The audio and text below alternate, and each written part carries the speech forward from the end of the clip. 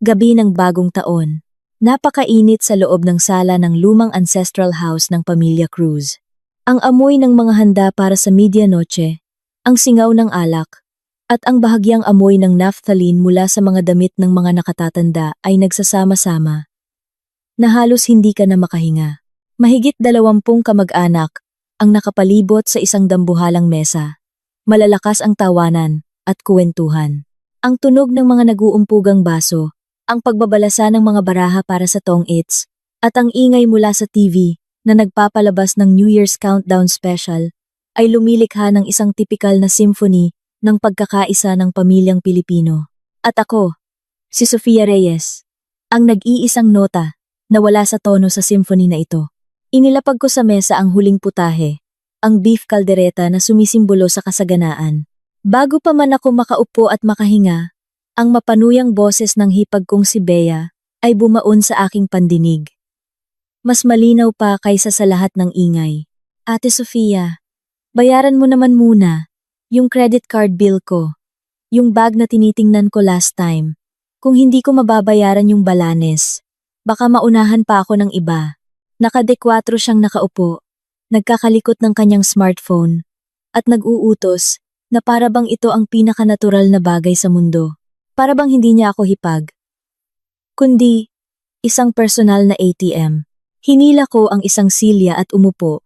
Kumuha ng isang piraso ng malambot na baka mula sa kaldereta para sa 3 taong gulang kong anak na si Maya.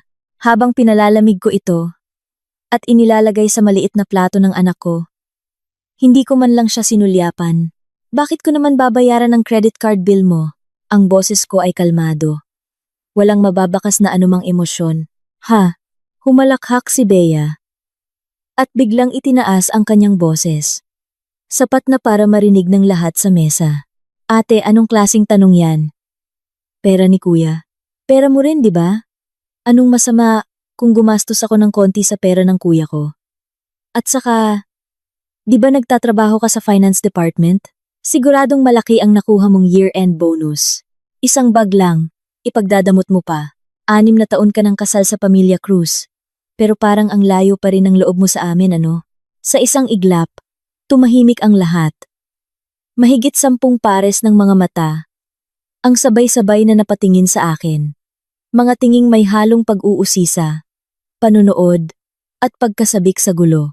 Ang asawa kong si Leo ay nakaupo sa tabi ng kabisera, nakikipagtagayan sa kanyang tiyuhin. Nang marinig niya ito, bahagya lang kumunot ang kanyang noo. Pero hindi man lang niya ako tinapunan ng tingin. Tila ba'y isang tahimik na pagsang-ayon sa kabaliwan ng kanyang kapatid. Huminga ako ng malalim at akmang magsasalita na. Ngunit hindi pa tapos si Bea. Ang kanyang mga daliring may matingkad na pulang nail polish ay biglang itinuro si Maya na nakayuko at kumakain. At saka, isipin mo kung gaano kasuwerte ni ate sa kuya ko, di ba? Inalagaan ka niya, na parang isang prinsesa. Pero nakapagtataka lang, lahat kaming mga Cruz, malalaki ang mata at matatangos ang ilong. Pero bakit si Maya? Singkit at pango ang ilong. Wala siyang kahit anong hawig sa pamilya namin. Huminto siya sandali. Pinatagal ang huling salita na tila nagpatigil sa pagdaloy ng dugo sa aking mga ugat. Sigurado ka bang anak yan ni kuya? Isang nakabibinging katahimikan ang bumalot sa buong sala. Maging ang malakas na tugtugan mula sa TV ay tila pinipinang isang hindi nakikitang kamay. Si Maya ay masyado pang bata para maintindihan ang ibig sabihin ng mga salitang iyon. Ngunit nararamdaman niya ang tensyon at ang masamang hangarin sa paligid. Ngumuso ang kanyang maliit na labi at anumang oras ay iiyak na siya.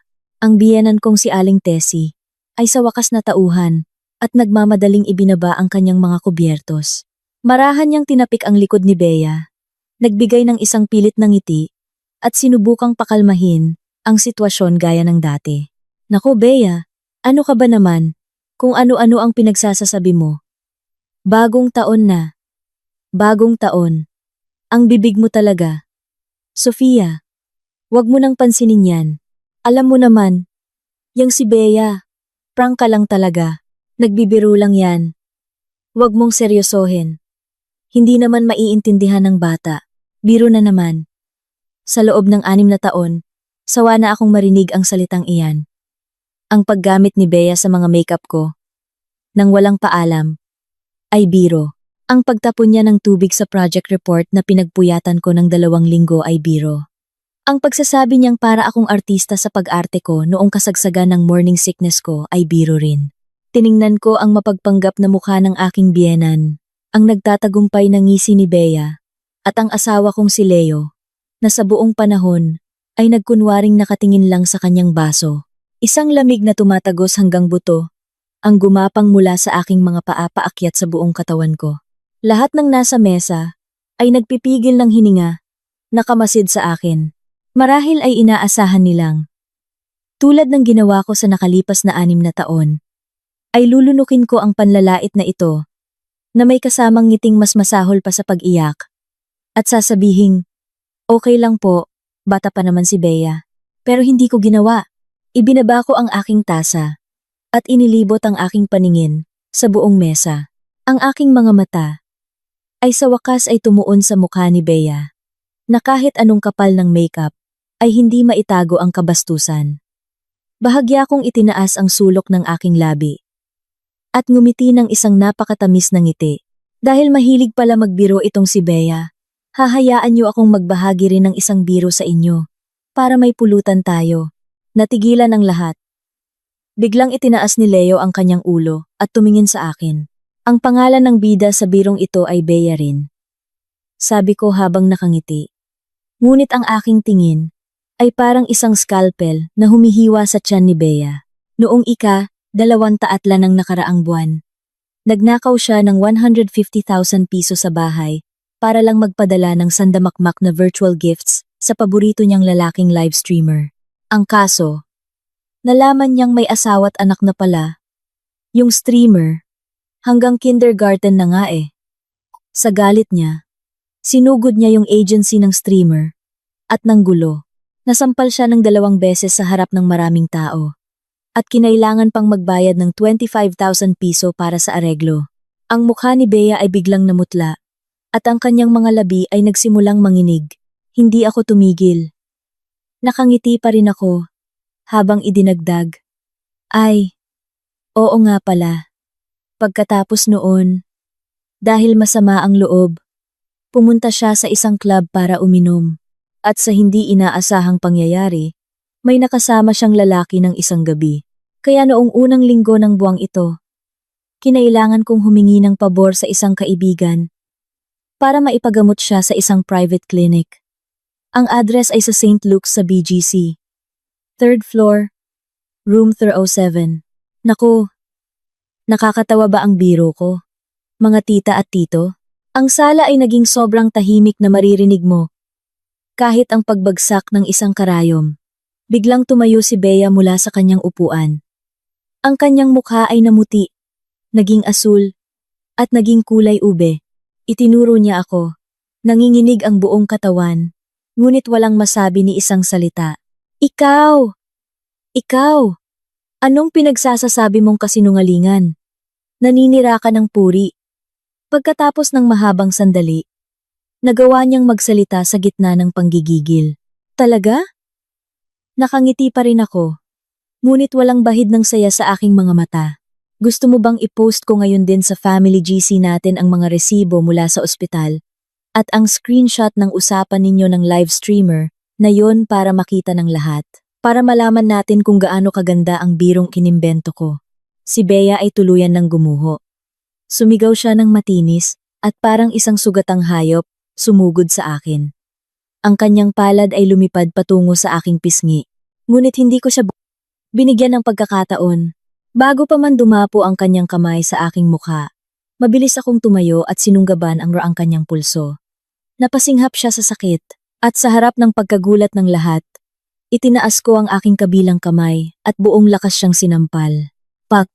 Ang malinaw at malutong na tunog ay umalingaw-ngaw sa nakabibinging katahimikan ng sala. Si Bea ay napaurong. Nabunggo ang silya sa likuran niya at bumagsak sa sahig. Hinawakan niya ang kanyang pisngi na agad na mula at namaga at tumingin sa akin nang hindi makapaniwala. na para bang ngayon lang niya ako nakita. Lahat ng kamag-anak sa mesa ay natigilan. Nakanganga ang mga bibig, na para bang pinindot ang pause button. Ipinagpag ko ang aking palad na bahagyang namanhid, at tiningnan mula sa itaas si Bea na nakaupo sa sahig. Isang ngiting mas maningning at mas malamig, kaysa kanina ang sumilay sa aking mukha. Nagbibiro lang din naman ako. Bakit ka nagagalit? Ang sampal na iyon ay parang isang bombang inihagis sa isang tahimik na lawa na siyang dumurog sa mapagpanggap na pagkakaisa ng pamilya Cruz. Pagkatapos ng ilang sandali ng katahimikan, ang sala ay biglang naging isang magulong eksena. Ang biyenan kong si Aling Tessie ay sumigaw ng malakas at tumakbo palapit kay Bea. Niyakap ito at humagulgol. Anak kong si Bea, okay ka lang ba? Sofia, hayop ka. Ang lakas ng loob mong manakit ng tao. Nababaliw ka na ba? Si Bea, nahawak ang kanyang pisngi, ay sa wakas nakahanap ng mapagbubuhusan ng kanyang emosyon. Naupo siya sa sahig at umiyak ng malakas. Sinasabayan ng lahat ng uri ng mura. Ang ibang mga kamag-anak ay natauhan na rin at nagsimulang magbulungan. Itinuturo ako.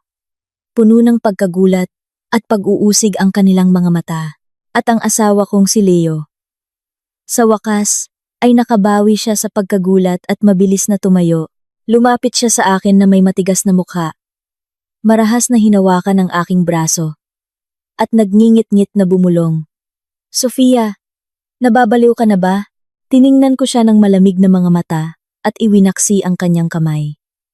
Napaurong siya sa lakas ko, na may pagkalito sa kanyang mukha, na agad na palitan ng mas malalim na galit. Alam mo ba kung anong ginawa mo ngayon? Gabi ng bagong taon, sa harap ng lahat ng kamag-anak natin. Paano na ngayon haharap si Bea sa mga tao, noong nilait niya ang anak ko? Inisip ba niya kung paano haharap ang anak ko sa mga tao? Mahinahon kong sagot.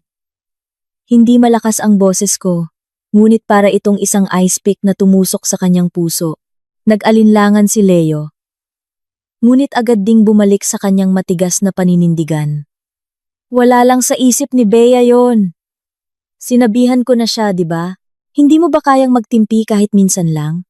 Kailangan mo ba talagang gumawa ng ganitong eksena para lang gumaan ang loob mo? Magtimpi?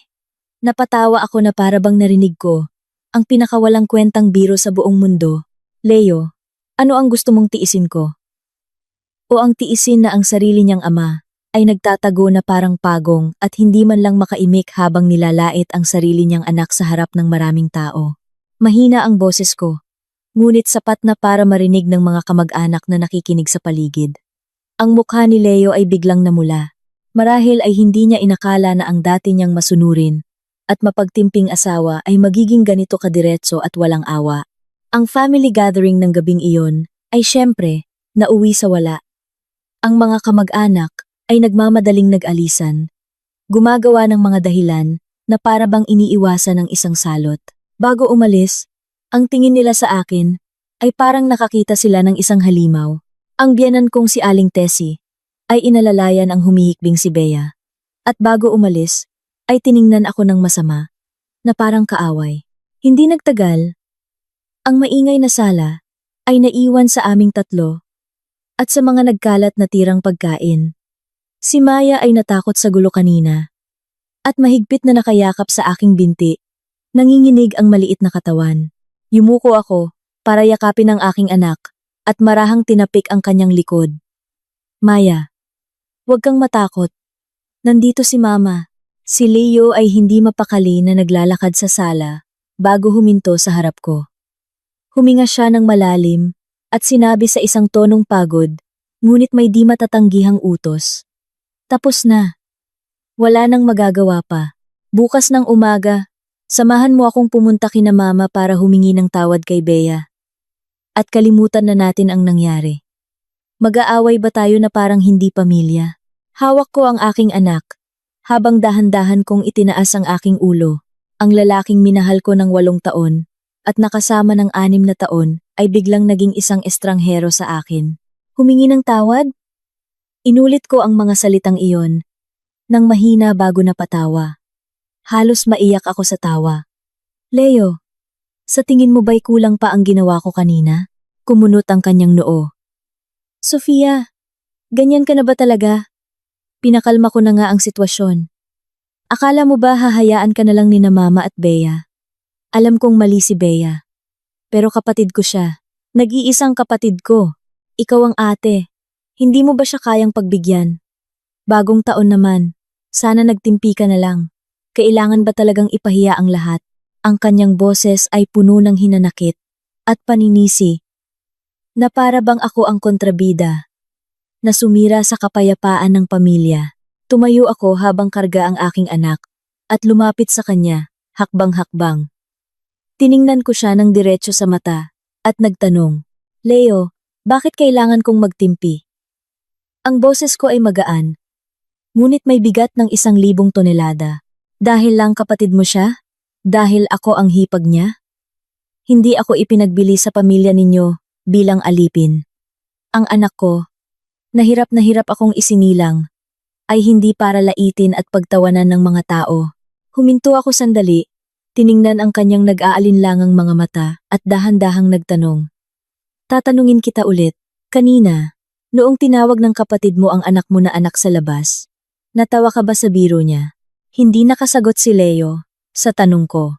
Ilang beses niyang iginalaw ang kanyang labi, bago sa wakas ay nagbigay ng isang mahinang depensa. Siya, alam mo naman, masama lang talaga ang bibig niya. Pagsasabihan ko siya ng maigi mamaya, wag na. Malamig kong pinutol ang kanyang sasabihin. Ang pagsasabihan na sinasabi mo ay ilang salita lang naman. Tapos bibilhan mo na naman siya ng bag. Gamit ang pera ko para suyuin siya. 6 na taon ko nang pinapanood ang palabas na yan. Karga ko si Maya habang naglalakad patungo sa silid tulugan. Ang puso ko ay biglang nanlamig na parang yelo. Sofia, saan ka pupunta? Sigaw ni Leo mula sa likuran ko. Hindi ako lumingon. At mahinahon na sinabi, sa isang lugar, kung saan walang mga biro, gabi ng bagong taon, ang sasakyan ay tumatakbo sa isang tahimik na kalsada. Sa labas ng bintana, makikita ang mga makukulay na paputok at ang mainit na ilaw mula sa bawat bahay, ngunit sa loob ng sasakyan ay nakabibinging katahimikan. Si Maya, pagod na sa pag-iyak, ay mahimbing na natutulog sa aking mga bisig. May mga bakas pa ng luha sa kanyang mahahabang pilikmata. Si Leo, na nagmamaneho, ay may matigas na panga at hindi nagsasalita. Ang tensyon sa loob ng sasakyan ay nakakasakal. Tiningnan ko ang mga tanawin na mabilis na dumadaan sa labas at nakaramdam ng kalungkutan. Akala ko ang pag-aasawa ay parang pagsakay sa isang bangka na kapag may bagyo, magtutulungan kayo. Pero nagkamali ako. Sa puso ni Leo, ang kanyang orihinal na pamilya ang laging una. Ang kapayapaan sa pamilya na sinasabi niya ay nakasalalay sa aking pagsuko at sakripisyo.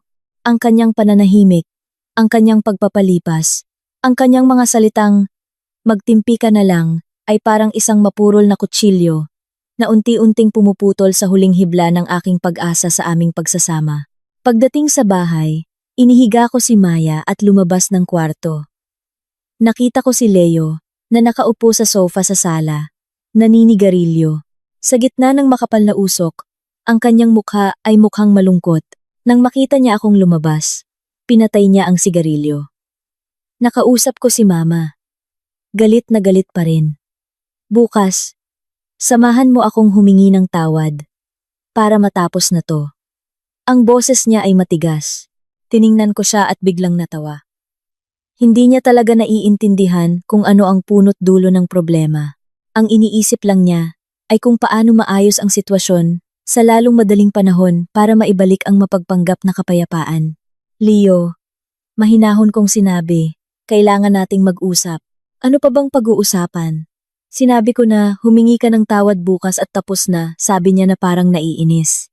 Ang pag-uusapan natin ay hindi tungkol sa paghingi ng tawad. Lumapit ako sa kanya, tiningnan siya ng may malinaw at matatag na mga mata. Tungkol ito sa ating pagsasama. Natigilan siya, na para bang hindi niya inaasahan. Nabubuksan ko ang paksang ito. Leo, pagod na ako. Sinabi ko ng malinaw. Bawat salita. Simula ngayon, hindi na ako magtitimpi.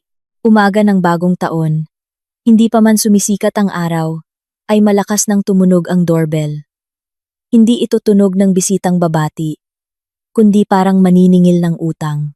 Gising ako buong gabi kaya mabigat ang talukap ng aking mga mata. Si Leo, na natulog sa sofa, ay nagising sa ingay.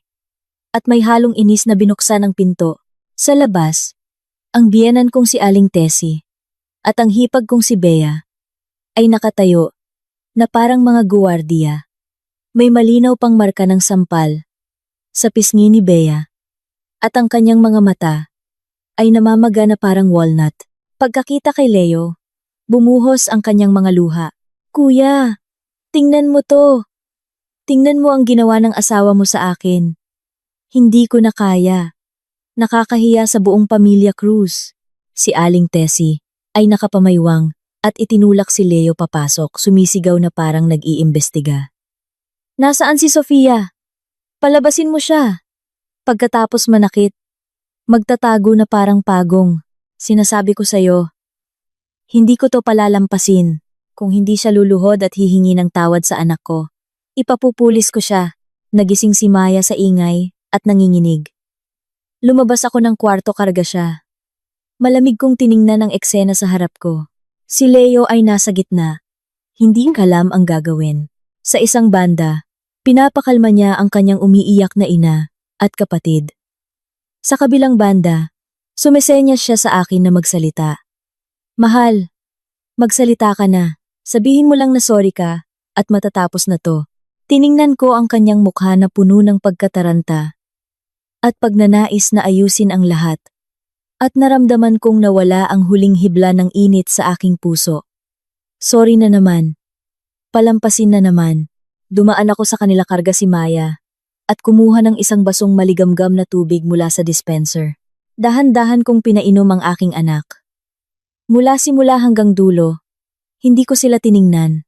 Para bang sila ay tatlong maiingay na hangin lamang. Ang pagwawalang bahala ko ay lalong nagpagalit kay Aling Tessie. Sumugod siya sa akin.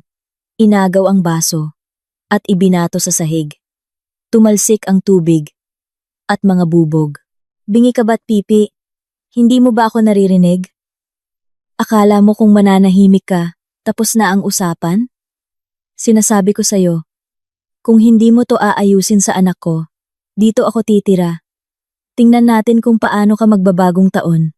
Biglang umiyak si Maya sa gulat. Waa! Nakita ito ni Leo, at sa wakas ay sumigaw. Ma! Tama na! Nandyan ang bata! Bata? Bata? Palagi mo nalang kinakampihan niyang malas na batang yan. Galit na galit si Aling Tessie.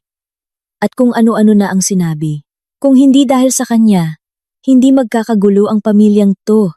Isa siyang salot. Namutla si Leo sa sinabi ng kanyang ina. Ngunit sinubukan pa ring maging tagapamagitan. Hinawakan niya ang braso ko. Mahal, dalhin mo muna si Maya sa kwarto. Ako na ang bahala dito. Iwinaksi ko ang kanyang kamay. Ang aking mga mata ay malamig na parang yelo. Ipapaubaya sa'yo? Para ipagpaliban na naman? Tiningnan ko siya at dahan-dahang nagtanong. Leo, yung sinabi ko kagabi, wala ka bang narinig ni isang salita? Natigilan siya. Iginalaw ang kanyang labi, ngunit walang masabi. Hindi ko na siya pinansin at ibinaling ang aking tingin sa aking biyenan at hipag na patuloy pa ring nanggugulo. Ang boses ko ay hindi malakas, ngunit may di matatanggihang katatagan. Gusto niyong manggulo?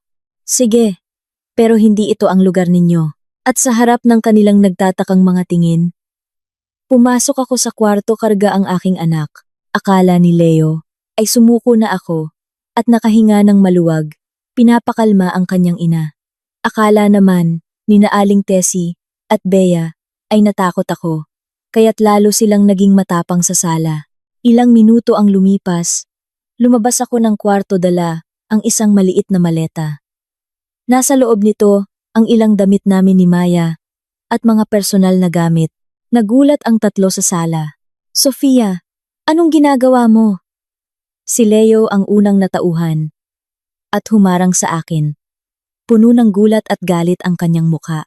Hindi mo ba nakikita? Mahinahon ko siyang tiningnan. Aalis kami ng anak ko. Aalis? Saan ka pupunta? Bagong taon ngayon. Tama na, please. Mahigpit niyang hinawakan ang maleta ko. Si Aling Tessie ay natauhan na rin at itinuro ako. Aba, magaling! Pagkatapos manakit, tatakas pa? Sinasabi ko sa'yo, hindi ka makakaalis hanggat hindi mo to inaayos. Hindi ka makakalabas ng bahay na to. Tiningnan ko ang tatlong pangit na mukha sa harap ko at nakaramdam ng matinding pagod, ngunit kasabay nito ay isang kakaibang kalinawan. Hindi ko na sila pinatulan.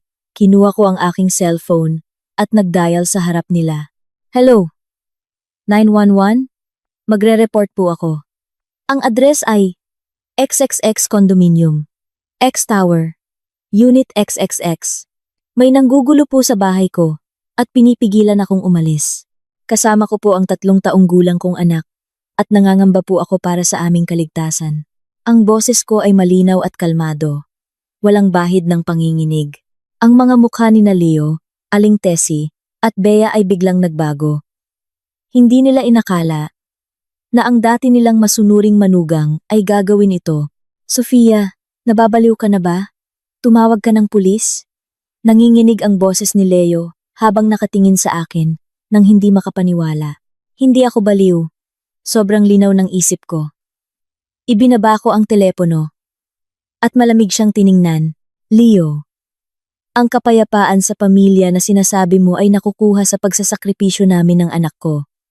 Ngayon, ayoko na. Itong basurahan na to, sa inyo na. Magsama-sama kayo. Hindi ko na siya tiningnan. Hinila ko ang maleta, karga ang umiiyak na si Maya, at naglakad papunta sa pinto. Sinubukan akong pigilan ni Leo. Ngunit natigilan siya sa katatagan at kalamigan ng aking mga mata.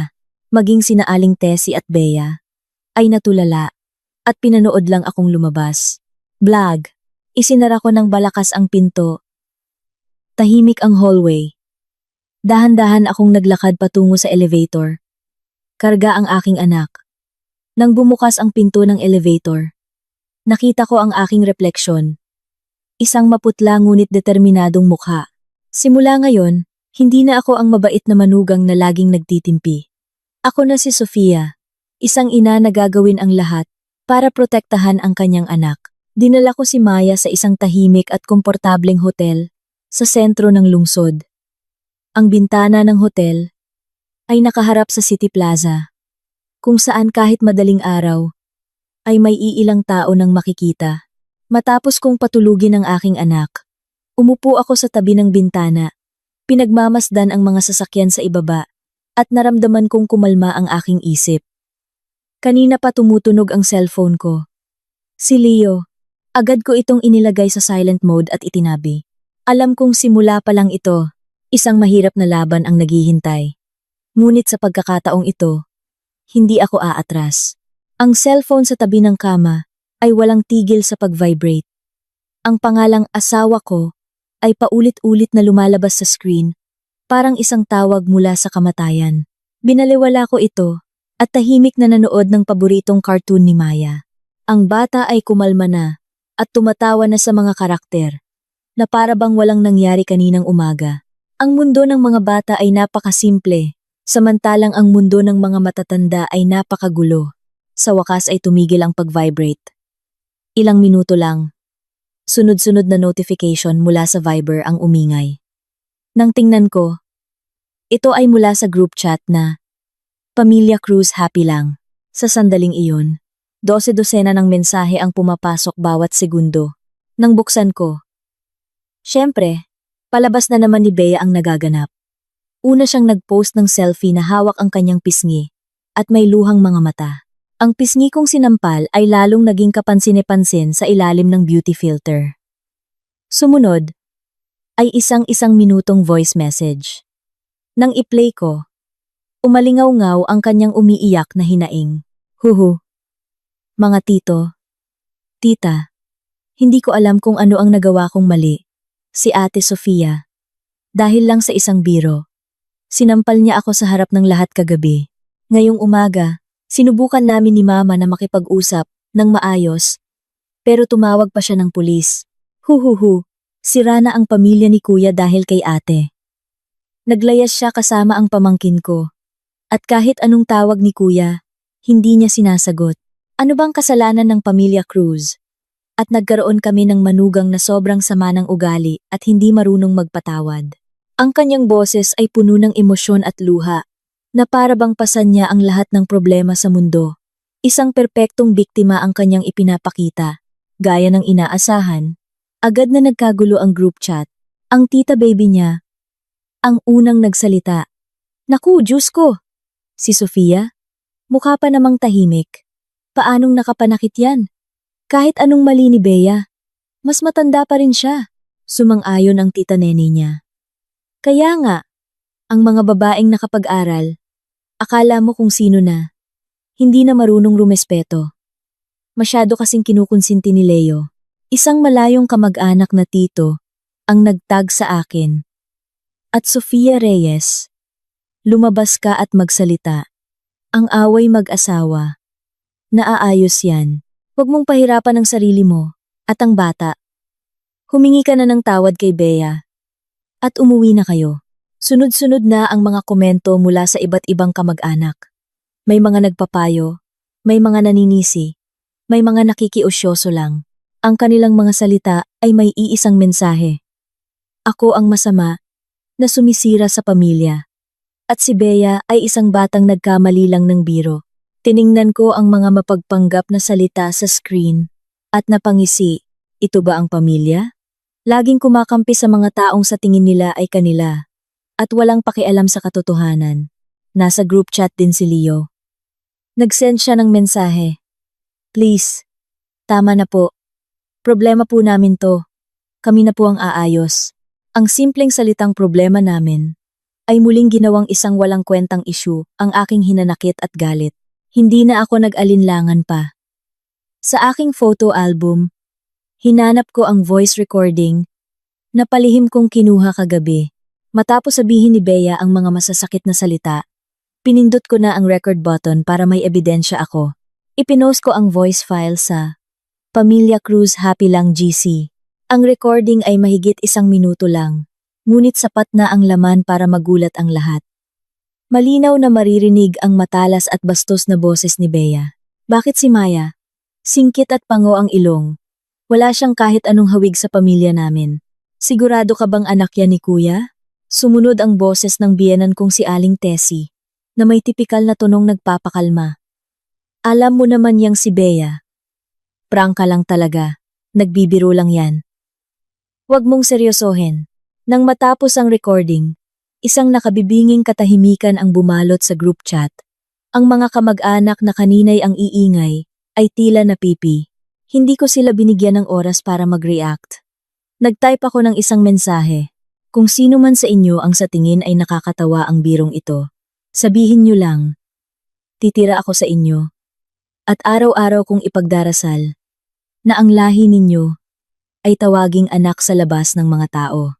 Ang mga salita ko ay matalas na parang yelo at walang mura, ngunit naglalaman ng pinakamasamang sumpa na tumusok sa puso ng lahat. Pagkatapos nito, walang alinlangan kong pinindot ang leave group. Sa wakas, natahimik ang mundo. Itinabi ko ang cellphone at huminga ng malalim. Ang bigat sa aking dibdib ay sa wakas ay nabawasan. Alam kong ang ginawa ko ay parang paghagis ng isang bomba sa relasyon ng pamilya Cruz. Galit silang lahat sa akin. Pero wala akong pakialam kung ang isang relasyon ay mapapanatili lamang sa pamamagitan ng pagyurak sa aking pagkatao. Mas mabuti pang wala na lang. Si Maya ay tapos ng manood ng cartoons at humihikab na. Dinala ko siya sa banyo at pinaliguan ng maligamgam na tubig.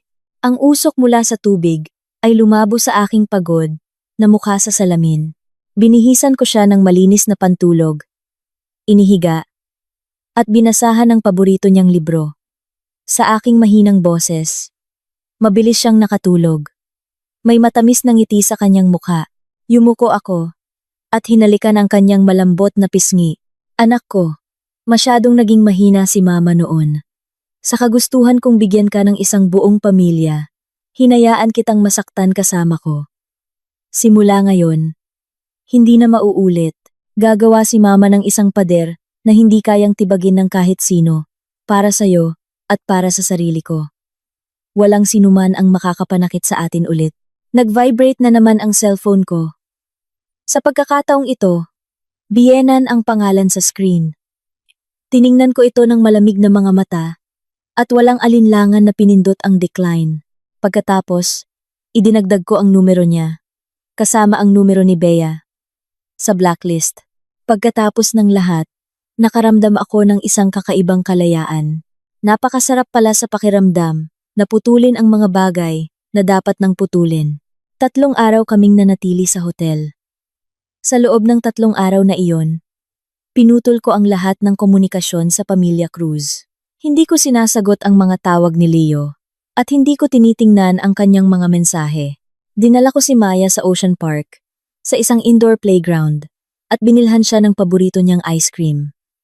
Habang pinagmamasdan ang kanyang mga ngiti, lalo akong nakukumbinsi na tama ang aking desisyon.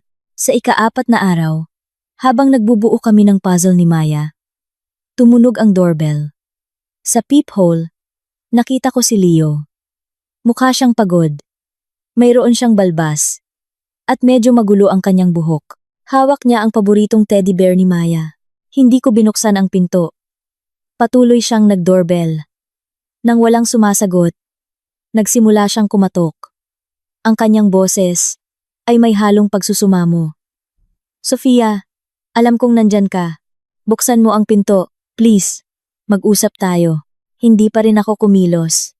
Sofia, ano ba talaga ang gusto mong mangyari? Gusto mo ba talagang maghiwalay tayo? Nang hindi ako sumagot, nagsimula na siyang mainis. Lumapit ako sa pinto at malamig na sumagot, wala na tayong dapat pag-usapan. Natahimik si Leo sa labas. Pagkatapos ng ilang sandali, nagsalita siyang muli. Ang boses niya ay puno ng pagod. Kung ganoon, paki-activate ulit yung supplementary card. Namili si Bea kahapon at hindi gumana ang card niya. Nag-away pa sila sa department store. Nakakahiya. Si mama naman, hindi makapag-grocery. Halos wala nang pagkain sa bahay. Sa narinig ko, halos matawa ako sa sobrang pagkagulat. 4 na araw na kaming wala sa bahay. Pero ang inaalala niya ay hindi kung okay lang ba kami o ligtas, kundi kung makakabili ba ng bagong gamit ang kapatid niya o makakapamili ang nanay niya. Ngayon ko lang naintindihan. Ang papel ko sa bahay na iyon ay hindi lang isang katulong, kundi isang sugarol na sumusuporta sa kanilang marangyang pamumuhay. Leo, sinabi ko ng malinaw sa likod ng pinto, pinaputol ko na ang lahat ng card na yon. Simula ngayon, bayaran ninyo ang sarili ninyong mga bill. Kung wala kayong pera, huwag kayong mamuhay na parang mga milyonaryo. Hindi ko na pinansin ang ingay sa labas at dinala si Maya sa loob. Si Leo sa labas, dahil sa aking katatagan, ay tuluyan ng nagalit. Kinalampag niya ang pinto at nagmura. Wala na ang dati niyang pagiging mahinahon. At Maginoo, dumating ang security ng hotel. At sa pilitan siyang pinaalis. Natahimik na naman ang paligid. Ngunit alam kong ito ay katahimikan. Bago ang isang malakas na bagyo. Gaya ng inaasahan, kinabukasan, hinanap ako ni Leo sa labas ng playschool, kung saan ko pansamantalang in-enroll si Maya. Hindi na siya galit, tulad ng dati, maayos ang kanyang suot at may dala siyang isang malaking buke ng rosas. Hinarang niya ako. Paglabas ko, Sofia, mag-usap tayo. Ang kanyang kilos ay magalang, at ang kanyang mga mata ay may pagsusumamo na hindi ko pa nakikita dati. Ayokong gumawa ng eksena sa harap ng maraming tao, kaya dinala ko siya sa isang kalapit na coffee shop. Anong gusto mong pag-usapan? Diretso kong tanong. Hindi man lang ako umorder ng kape. Inilapit ni Leo ang bouquet sa akin. Tinitingnan ako ng may pagmamahal. Mahal, nagkamali ako. Nitong mga nakaraang araw, marami akong na-realize. Kasalanan ko ang lahat. Bilang asawa at ama, hindi ko nagampanan ang aking tungkulin. Pinahirapan ko kayo ni Maya. Huminto siya sandali para tingnan ang reaksyon ko. Nang makitang wala akong emosyon, nagpatuloy siya. Pinagsabihan ko na si Bea. Pinagbawalan ko siyang lumabas ng bahay. Si Mama, nagsisisi na rin. Pinapasabi niya na sorry siya. Umuwi na tayo, please? Ang bahay ay hindi na bahay kung wala ka. Ang kanyang mga salita ay mukhang taos puso. Kung dati ito, baka lumambot na ang puso ko. Baka naantig ako at inisip na sa wakas ay nagbago na siya. Pero ngayon, para sa akin, ito ay mapagpanggap at nakakadiri. Hindi na bahay? Napangisi ako at tiningnan siya. Leo, ang bahay ba na sinasabi mo ay yung lugar kung saan may libreng katulong na nagsisilbi sa inyong mag-ina at isang sugarol na gumagastos para sa buong pamilya ninyo? Tumigas ang kanyang mukha bago bumalik sa isang malungkot na ekspresyon. Sofia, bakit ganyan ang iniisip mo? Gusto ko talagang bumalik ka na. Tingnan mo, kailangan din ni Maya ng isang buong pamilya. Ginamit na naman niya ang aming anak bilang panangga. Ito ang pinakamagaling niyang paraan. Mula sa aking bag, kinuha ko ang isang folder. Tahimik na inilapag sa mesa at itinulak sa kanya. Ano to? Nagtataka niyang tanong. Buksan mo para malaman mo. Nag-aalangan niyang kinuha ang folder at binuksan ang unang pahina. Ang mga salitang divorce agreement ay tumambad sa kanya. Para siyang tinamaan ng kidlat, natigilan siya. So, Sofia, ikaw, anong ibig sabihin nito? Nanginginig ang kanyang boses habang nakatingin sa akin. Malinaw ang ibig sabihin. Mahinahon ko siyang tiningnan. Walang bahid ng pag-aalinlangan sa aking mga mata. Leo, hindi ka naparito para magsisi.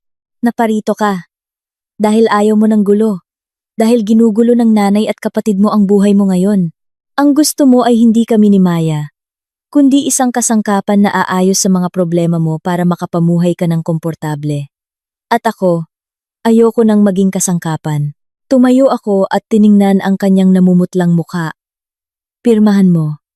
Ang custody ni Maya ay mapupunta sa akin. Ang conjugal property natin, hahatiin natin ng pantay. Umalis ako ng coffee shop nang hindi na siya tinitingnan. Ang sikat ng araw ay tumagos sa salamin. Pinahaba ang kanyang anino na tila nawalan ng kaluluwa. Alam kong hindi siya basta-basta pipirma. Pero okay lang. Handa akong lumaban. Para kay Maya. At para sa sarili ko. Dala-dala ni Leo ang divorce papers. Tulala siyang umuwi. Hindi ako bumalik sa hotel. Sa halip, dumiretso ako sa isang kaibigang abogado para humingi ng legal na payo tungkol sa pagsasampa ng kaso ng diborsyo at pagkuha ng custody. Nang marinig ng kaibigan ko ang aking kuwento, sa galit ay napahampas siya sa mesa at nangakong tutulungan ako ng buong puso. Gumaan ang loob ko dahil sa suporta ng isang propesyonal. Sa mga sumunod na araw, hindi na ako hinanap ni Leo. Akala ko'y nag-iisip siya ng masinsinan. Ngunit iyon pala'y simula lamang ng panibagong bagyo. Isang weekend, tumawag ang nanay ko. Ang boses niya sa kabilang linya ay puno ng pagod. Anak, ano ba talagang nangyayari sa inyo ni Leo? Kanina, pumunta rito ang nanay niya. May dalang sandamakmak na regalo. Umiiyak siya. Sabi niya, kasalanan daw niya kung bakit ka nasasaktan, hindi raw niya pinalaki ng maayos ang anak niya. Pinapakiusapan niya kaming pigilan ka raw sa pakikipaghiwalay. Napangisi ako sa aking sarili. Ang taktika ni Aling Tessie ay tunay na tuso dahil hindi niya ako makuha. Sinubukan niyang daanin sa emosyon ang aking mga magulang. Ma, wag po kayong maniwala sa kanya. Mahinahon kong sinabi. Ang problema namin ni Leo, kami na po ang aayos. Wag na po kayong mag-alala. Pero, nag-aalangan pa rin si Mama. Hindi naman mukhang umaarte yung nanay niya. Bakit hindi mo bigyan ng isa pang pagkakataon si Leo? Sayang naman ang pinagsamahan ninyo. At ang bata pa ni Maya. Ma, pinutol ko ang sasabihin niya. Kung ngayon, may nagsabi sa apo ninyo na anak sa labas siya, sasabihin niyo pa rin po bang, bigyan ko siya ng isa pang pagkakataon? Natahimik ang kabilang linya. Bumuntong hininga si Mama. Sige na. Ikaw ang magdesisyon. Ano man ang maging pasya mo. Susuportahan ka namin ng papa mo. Pagkababa ng telepono, nakaramdam ako ng pait.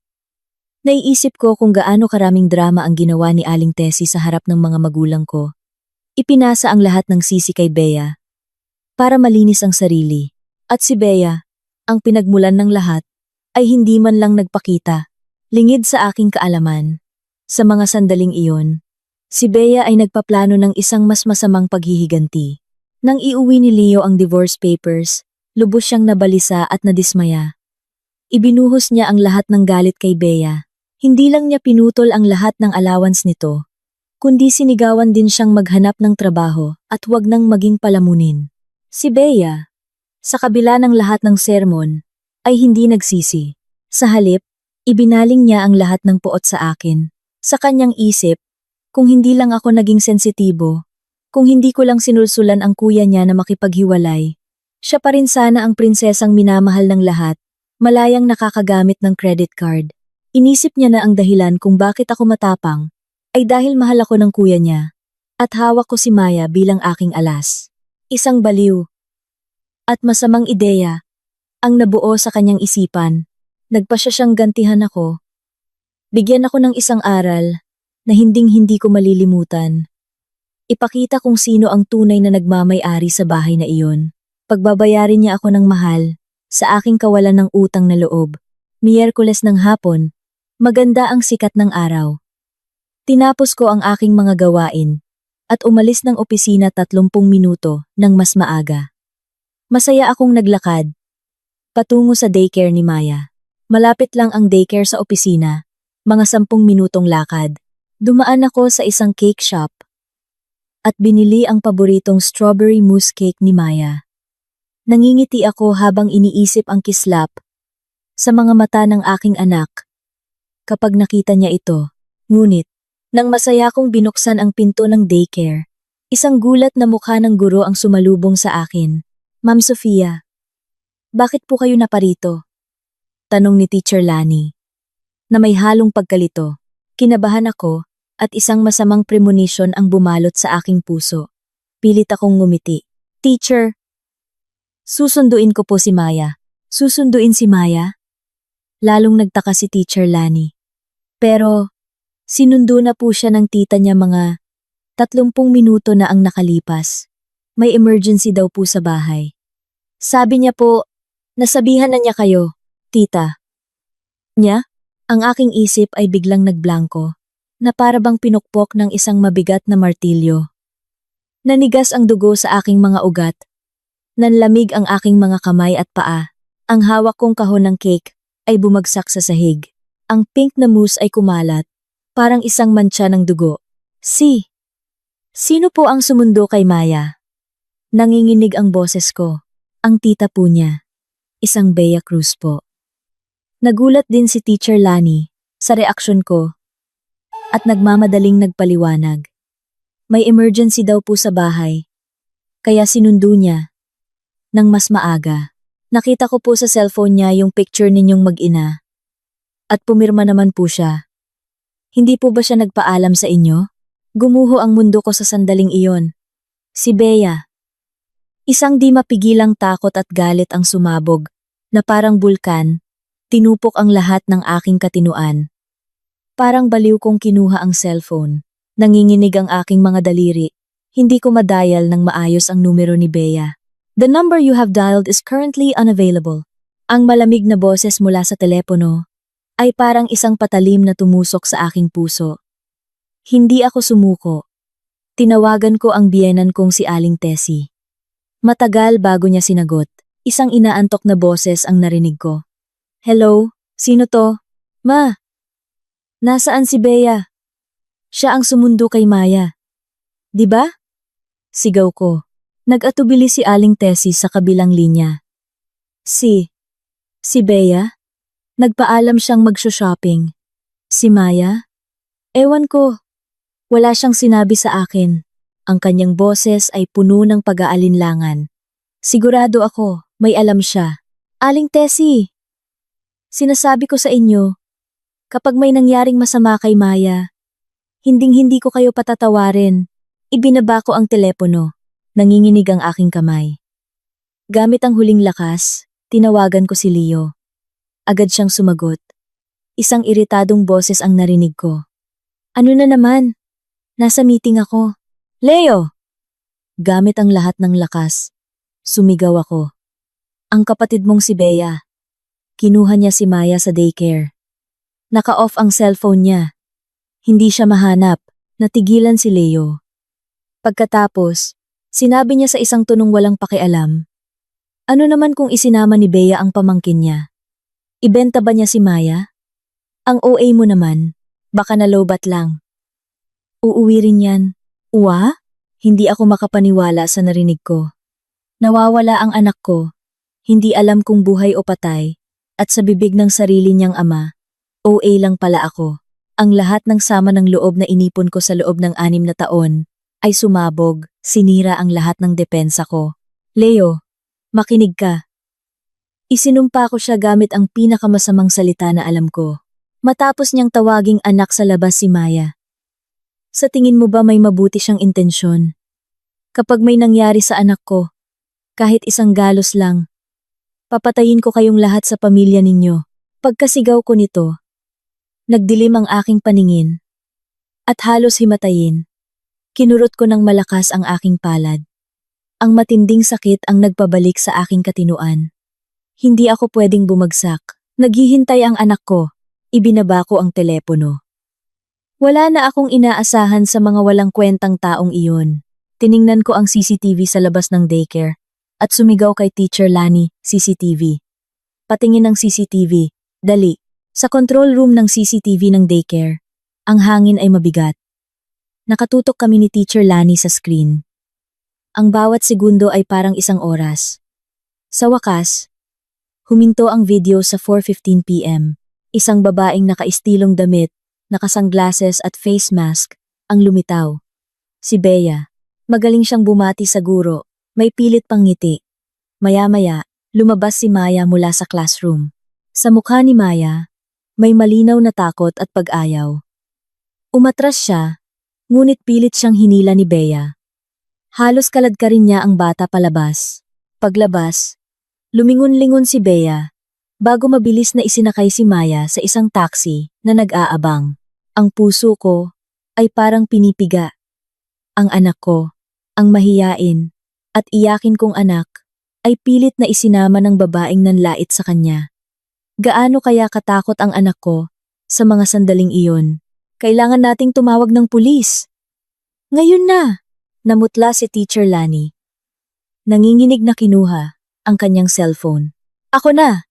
Inagaw ko ang cellphone niya, huminga ng malalim. Pilit kong kinontrol ang aking nanginginig na mga daliri at nagdial. 9.1. Hello, 911. Magre-report po ako. Ang 3 taong gulang kong anak ay sa pilitang kinuha mula sa Sunshine Kids Daycare sa West Avenue ng kanyang tiyahin na si Bea Cruz. Nawawala po siya. Opo, sa tingin ko po ay kidnapping ito. Ang boses ko ay kakaibang kalmado. Alam kong hindi ako pwedeng mataranta. Ako lang ang pag-asa ni Maya. Habang kausap ko ang pulis, tumawag si Leo. Ibinaba ko ang tawag sa pulis at sinagot siya. Isang galit na sigaw ang narinig ko. Sofia, nababaliw ka na ba? Tumawag ka ng pulis? Alam mo ba ang ginagawa mo? Kapatid ko yun. Gusto mo siyang makulong? Paano na ang reputasyon ng pamilya Cruz? Kahit na hindi alam kung nasaan ang anak niya, ang inaalala pa rin niya ay ang kapatid niya at ang kanilang reputasyon. Isang matinding galit at kawalan ng pag-asa ang naramdaman ko. Hindi ako sumagot. Ibinaba ko ang telepono at idinagdag siya sa blacklist. Hindi nagtagal, dumating ang 2 pulis. Ibinigay ko sa kanila ang kopya ng CCTV at ang impormasyon ni Bea. Naging seryoso ang kanilang mga mukha at agad na sinimulang itrace ang taxi at ang cellphone signal ni Bea. Dumating din si Leo. Parang isang galit na toro. Lumapit siya sa akin. Hinawakan ang aking balikat at inalog ng malakas. Pumunta ka sa presinto. At bawiin mo ang reklamo mo. Ngayon din. Narinig mo ba ako? Nagbibiro lang si Bea. Ano namang gagawin niya sa bata? Gusto mo bang sirain ang buhay niya? Tiningnan ko ang kanyang galit na mukha. Naamoy ang kanyang pamilyar. Ngunit estrangherong amoy. At nakaramdam ng walang katapusang pait at puot. Umalis ka. Buong lakas ko siyang itinulak. Hindi niya inaasahan ito at halos matumba. Leo, makinig ka. Itinuro ko siya. Ang bawat salita ko ay parang lason na yelo. Simula ngayon, ang kaligtasan ng anak ko ay walang kinalaman sa iyo o sa pamilya mo. Kung makabalik siyang ligtas, aalis kami sa mundo ninyo. Kung may mangyari sa kanya, huminto ako at nakita ang takot sa kanyang mga mata. Isasama ko kayong lahat sa libingan niya. Ang aking mga mata ay sigurado akong parang sa isang demonyo, puno ng galit at determinasyon na sirain ang lahat. Natakot si Leo. Akma siyang magsasalita, ngunit pinigilan siya ng pulis. Sir, kumalma po kayo. Ang importante po ay mahanap ang bata. Kung patuloy niyo pong guguluhin ang aming operasyon, isasama namin kayo sa presinto. Napilitang tumahimik si Leo. Ngunit ang kanyang mga mata ay puno pa rin ng galit habang nakatingin sa akin. Hindi ko na siya pinansin at itinuon ang lahat ng aking atensyon sa radyo ng mga pulis.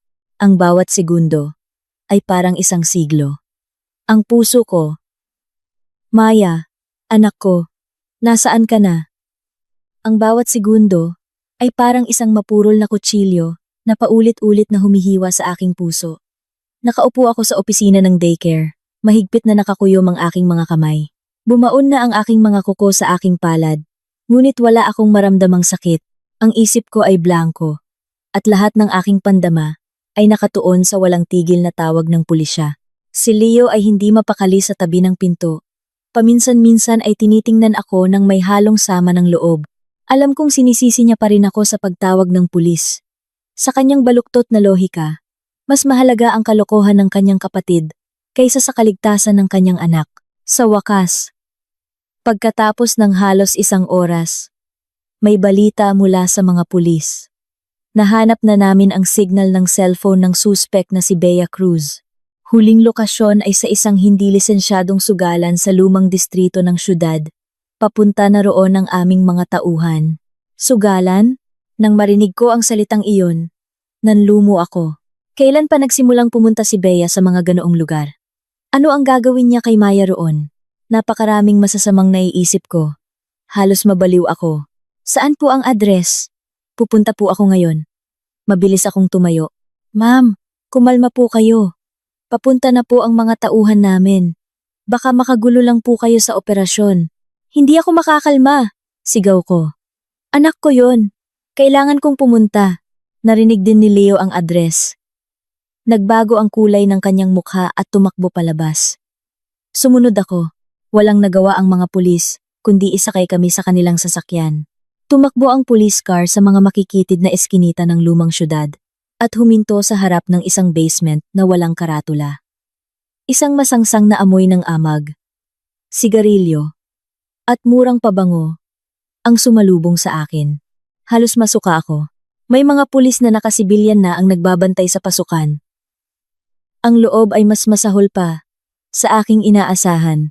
Madilim, mausok, at 12-dosenang tao ang nagsisigawan sa mga mesa ng baraha.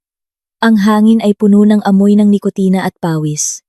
Ang sahig ay puno ng upos ng sigarilyo at dumi. Ang aking mga mata ay parang radar na naghahanap. Ang puso ko ay halos lumabas sa aking lalamunan sa sobrang kaba at takot. Sa wakas, sa pinakasulok, nakita ko siya. Si Bea. May hawak siyang sigarilyo, makapal ang make-up, at nakikipagtawanan sa mga lalaking may tattoo habang naglalaro ng baraha. Ibang-iba siya sa prinsesang nakilala ko. At si Maya. Nasaan si Maya? Ang aking tingin ay lumagpas sa mausok na mesa. At sa madilim na sulok, nakita ko ang isang maliit na anyo. Si Maya. Nakatambay siya sa isang lumang sofa. Suot pa rin niya ang kanyang malinis na damit mula sa daycare. Pero ngayon ay marumi na. Nakayuko siya. Yakap ang kanyang mga tuhod. Nanginginig ang kanyang mga balikat. Halatang kanina pa siya umiiyak. Ang kanyang shorts ay basa at may maliit na lawa ng tubig sa sahig. Naiihi siya sa takot. Ang puso ko, sa sandaling iyon, ay parang tinusok ng libu-libong karayom. Maya, sumigaw ako at tumakbo palapit sa kanya. Mabilis ding kumilos ang mga pulis. Nagulat si Bea sa biglaang gulo. Nabitawan niya ang kanyang sigarilyo. Nang makita niya ang mga pulis, natakot siya. Nang makita niya ako, lalo siyang nataranta. Ngunit agad ding bumalik ang kanyang pagiging palaban. Mga pulis, ano to? Anong nilabag kong batas? May lakas pa siyang loob. Natanungin ang mga pulis. Tumakbo ako kay Maya. At niyakap siya ng mahigpit. Malamig ang kanyang katawan at nanginginig. Nang maamoy niya ang aking pamilyar na amoy, mahina siyang umiyak sa aking dibdib. Paos na siya. Bakit niyo ako hinuhuli? Sigaw pa rin ni Bea. Tinatakot ko lang ang ate ko. Anong big deal doon? Biro? Karga ko ang aking anak habang dahan-dahan akong lumingon. Tiningnan ko ng masama si Bea. Ang aking mga mata ay puno ng galit at pagnanais na pumatay. Na tila bumaba ang temperatura sa buong lugar. Pagpasok ni Leo sa loob, ito ang eksenang kanyang nakita. Sa isang banda, ang kanyang kapatid na naninigarilyo at nakikipagtawanan sa isang sugalan. Sa kabilang banda, ang kanyang sariling anak, nakatambay sa isang maruming sulok, naiihi sa takot at paos na sa kaiiyak. Parang isang kuting na inabandona. Ang matinding visual na iyon at ang mahinang pagtawag ni Maya ng mama ay parang isang nagbabagang martilyo na humampas sa puso ni Leo. Sinira nito ang lahat ng kanyang paniniwala tungkol sa pamilya, biro, at kapatid ko. Sa wakas, naintindihan niya. Ang taong palagi niyang pinagtatanggol ay hindi isang kapatid na nagkakamali lang, kundi isang demonyo na walang konsensya at pagkatao. Sa wakas, naintindihan niya ang kanyang pananahimik at pagsasabing, magtimpi ka na lang, ay halos magtulak sa kanyang anak sa isang bangin. Isang hindi pa nararanasang galit, pagsisisi, at takot ang sumabog mula sa kanyang dibdib. Tinupok ang lahat ng kanyang katinuan. Bea, sumigaw siya na parang isang hayop. At parang isang galit na toro. Sumugod siya sa mesa ng baraha. Nagulat si Bea. Kuya, anong problema? Hindi sumagot si Leo. Sumugod siya kay Bea at buong lakas siyang sinampal. Pak, mas malakas at mas matindi ang sampal na ito kaysa sa ginawa ko noong bagong taon. Napaurong si Bea at bumagsak sa mesa ng baraha. Nagkalat ang mga baraha, chips, at abo. Lahat ng tao, pati na ang mga pulis, ay nagulat. Hawak ni Bea ang kanyang nag-aapoy na pisngi. Hindi makapaniwala. Mula pagkabata, hindi siya sinigawan ni Leo. Lalo na ang saktan. Sinampal mo. Ako? Nanginginig niyang tanong. Ang sinampal ko ay isang hayop. Natulad mo. Namumula ang mga mata ni Leo. Itinuro niya si Maya na nanginginig sa aking mga bisig at sumigaw, "Biro? Ganyan ka magbiro? Gamit ang buhay ng tao? Tingnan mo ang ginawa mo sa kanya. 3 taon pa lang siya. Pamangkin mo siya." Bato ba ang puso mo? Ang bawat salita niya ay puno ng pagsisisi at galit. Napayuko si Bea, ngunit hindi pa rin nagsisisi. Gusto ko lang takutin. Yang si Sofia! Sino ba siya para makipaghiwalay sa'yo? Gusto ko lang ipakita sa kanya na wala siya kung wala ka. Paano ko malalaman na ganyan pala siya katatakutin? Nagsasalita ka pa ng ganyan. Nanginig si Leo sa galit. Sinubukan siyang pigilan ng mga pulis. Ngunit sumugod siyang muli, pero napigilan na siya. Malamig kong pinanood ang eksena. Wala akong naramdamang saya, kundi isang walang katapusang pait. Huli na ang paggising ni Leo. Kung hindi iligal ang ginawa ni Bea ngayon, kung hindi gaanong natakot ang anak ko, sasabihin pa rin kaya niya sa akin na, magtimpi, ang hustisyang ito ay nakuha sa pamamagitan ng takot at luha ng aking anak.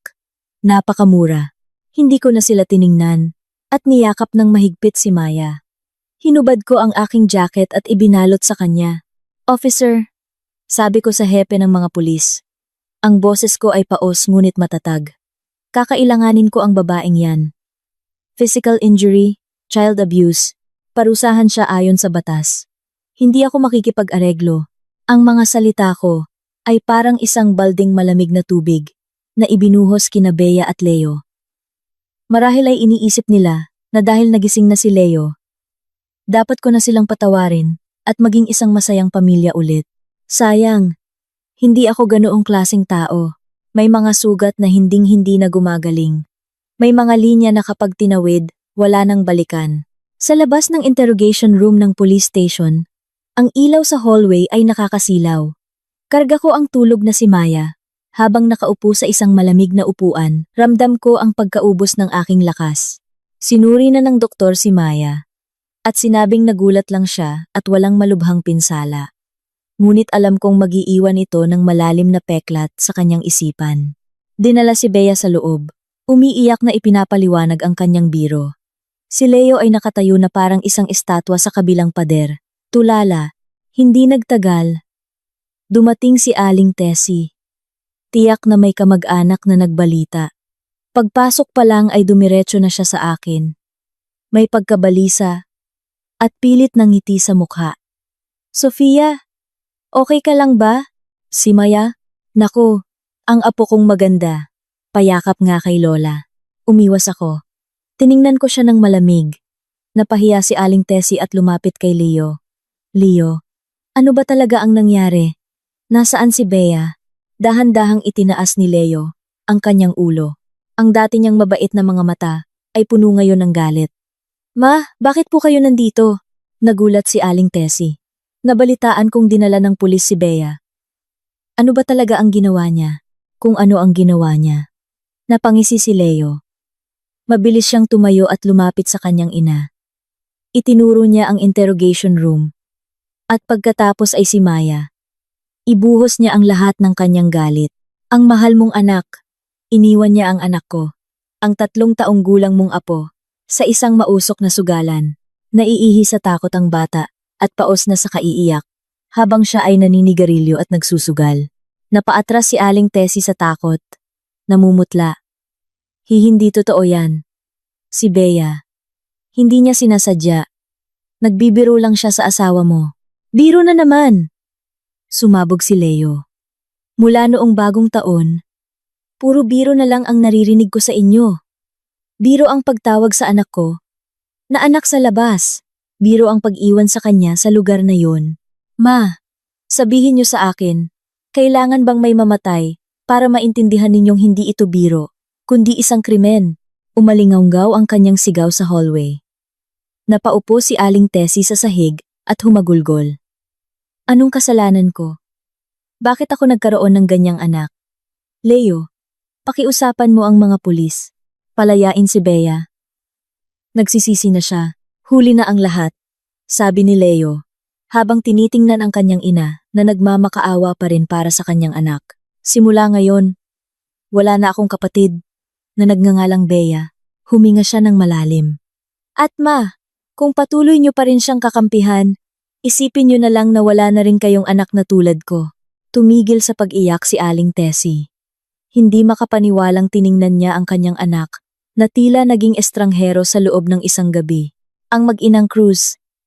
Dahil sa birong ito, ay tuluyan nang nagkahiwalay. Tahimik kong pinanood ang lahat. Sila ang may gawa nito sa kanilang sarili. Lumabas ang isang pulis mula sa interrogation room, kasunod si Bea. Base sa investigasyon, ang ginawa ni Miss Cruz ay katumbas ng assault at threat at nagdulot ng matinding pinsala sa isang menor de edad. Ayon sa batas, mahahatulan siya ng 15 araw na pagkakakulong at multang 20,000 piso. Hindi! Ayokong makulong! Sumigaw si Bea. Sinubukan niya akong lapitan ngunit pinigilan siya ng pulis. Ate, sorry na. Patawarin mo na ako. Sabihin mo sa pulis na nagbibiro lang tayo. Pamilya tayo. Tiningnan ko siya ng malamig. Bea, noong iniwan mo ang anak ko sa maruming sulok na yon, hindi na tayo pamilya. Binaliwala ko ang kanyang mga sigaw at pagmamakaawa. At lumabas ng police station. Karga ang tulog na si Maya. Madilim na sa labas. Paglabas ng police station, sumakay agad ako ng taxi pabalik sa hotel. Sumunod sa akin si Leo. Tahimik lang sa likod ko. Ilang beses siyang akmang magsasalita, ngunit hindi niya alam kung ano ang sasabihin. Pagdating sa hotel, maingat kong inihiga si Maya.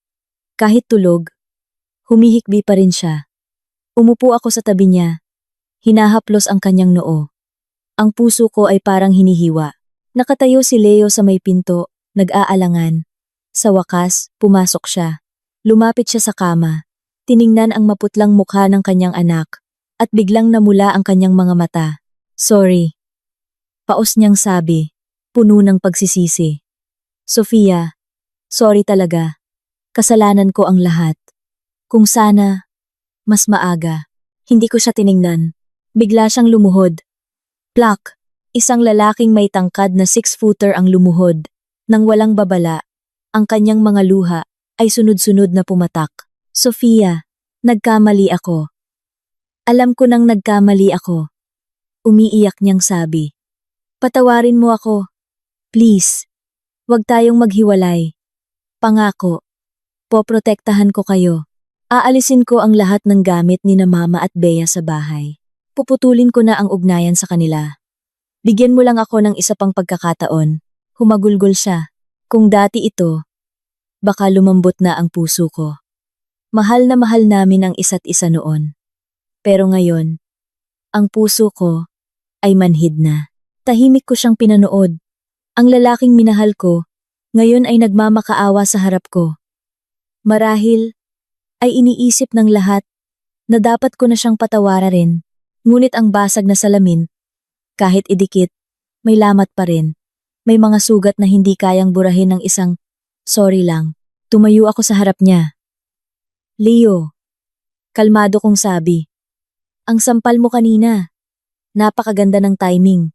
Dahil doon, nakulong ang kapatid mo, napaupo sa sahig ang nanay mo, at nasira ang pagiging masunurin mong anak. Mukhang nagising ka na nga. Itinaas niya ang kanyang ulo. May pag-asa sa kanyang mga mata. Ngunit walang awa kung sinira iyon. Pero, huli na ang lahat. Nakita kong nawala ang kislap sa kanyang mga mata. Isang ama na nagigising lang. Kapag nasa bingit na ng kamatayan ang kanyang anak. Isang asawang kikilos lang. Kapag nasa dulo na ng bangin ang kanyang asawa. Hindi ko kayang panindigan ang ganyang tao. Nanginig siya. Ang paggising mo ay binayaran ng takot at luha ng anak ko. Leo, alam mo ba kung gaano kamura ang halaga niyan? Hindi ko na siya binigyan ng pagkakataon. Kinuha ko ang divorce papers at ballpen at inihagis sa harap niya. Ayoko nang makita ka pa. O ang pamilya mo.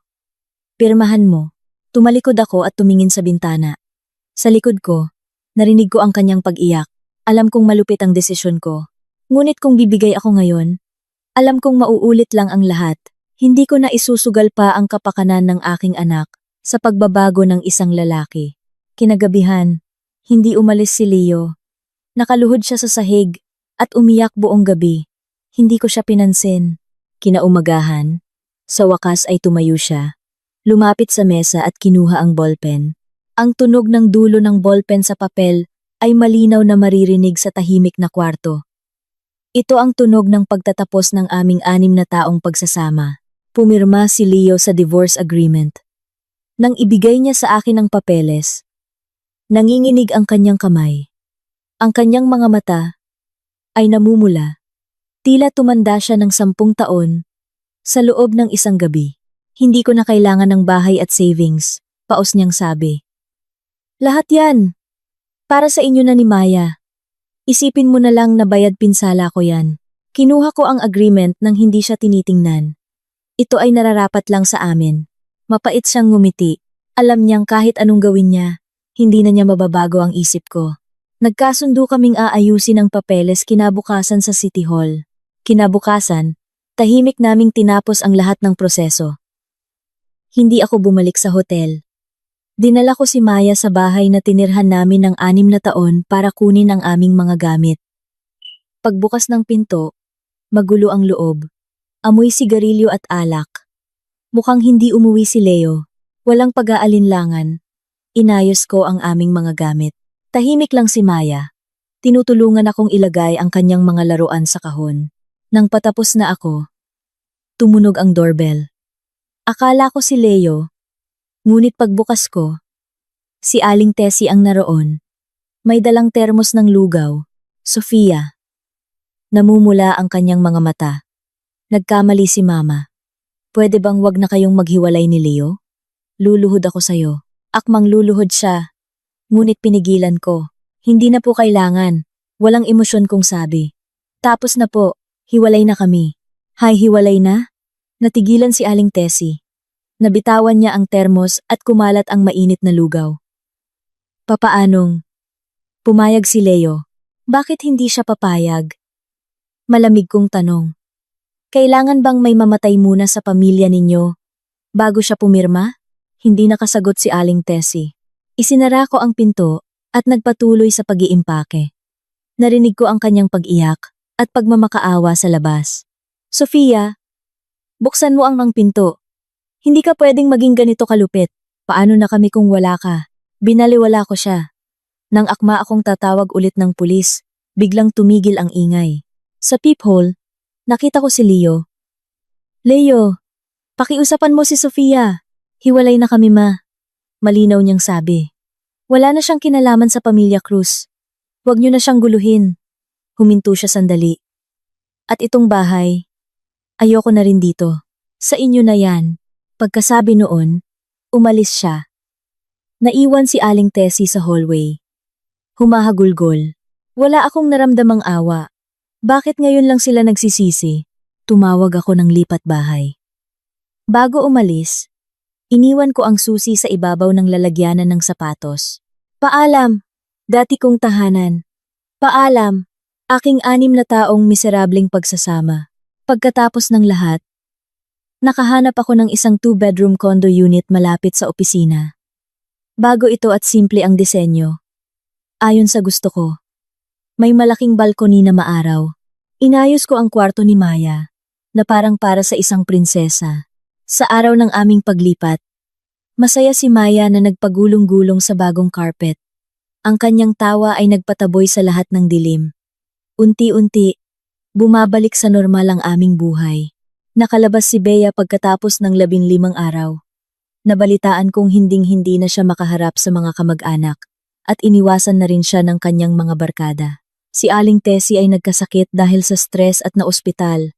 At si Leo hindi na nagparamdam. Nabalitaan ko mula sa kaibigan kong abogado na ipinagbili niya ang isa pa niyang kondo at ipinadala ang kalahati sa aking account. Pagkatapos, nag-resign siya at lumipat sa ibang syudad, ang pamilya Cruz, matapos guluhin ang aking buhay sa loob ng 6 na taon, ay bigla na lang ding nawala. Hindi ko na inalam ang kanilang mga kuwento. Itinuon ko ang lahat ng aking lakas sa trabaho at kay Maya. Kumuha ako ng isang child psychologist para tulungan siyang makabawi. Dahil sa aking mga pagsisikap, unti-unti siyang nakaka-recover. 1 buwan ang lumipas. Isang hapon, nakatanggap ako ng tawag mula sa isang hindi pamilyar na numero. Si Leo. Lasing siya, paulit-ulit na nagsosorry at nagsisisi. Tahimik lang akong nakinig. Tapos ka na ba? Mahinahon kong tanong. Natahimik siya. Sa wakas, tinanong niya ang tanong na matagal ko nang inaasahan. Sofia, kung walang nangyaring biro, noong bagong taon, okay pa rin kaya tayo? Puno ng pag-asang baliw ang kanyang boses. Nakatayo ako sa balcony. Leo, mali ka.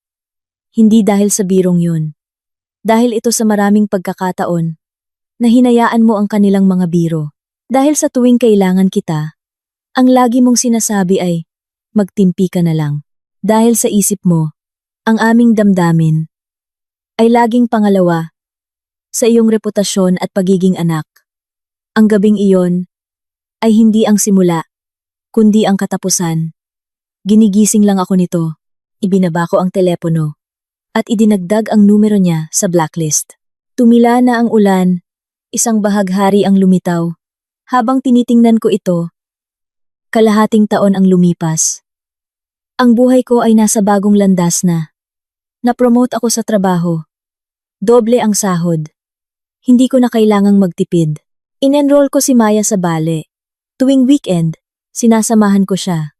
Habang pinapanood ko siyang sumayaw, na parang isang munting sisne, napupuno ang puso ko ng kaligayahan. Nag-enroll din ako sa yoga at flower arrangement.